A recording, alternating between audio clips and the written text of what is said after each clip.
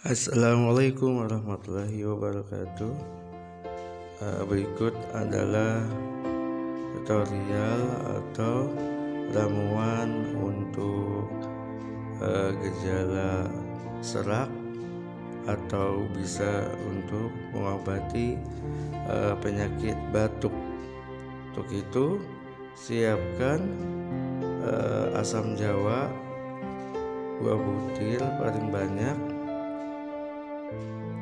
ya seperti ini. Kemudian siapkan pula gula jawa, ya gula jawa yang kita kenal adalah gula merah. Kemudian seduh dengan air panas setengah gelas. Kemudian aduk rata seperti ini, aduk rata. Namun sobat, untuk asam jawa itu apabila satu kurang maka akan ditambah sesuai dengan kebutuhan.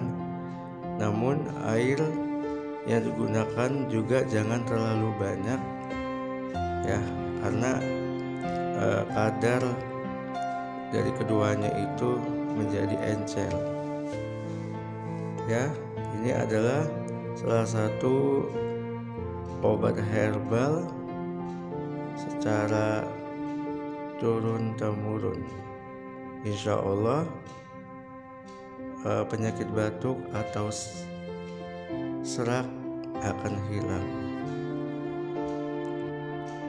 Ya, ini adalah salah satu ikhtiar kita untuk berusaha mengobati dahak atau penyakit batuk.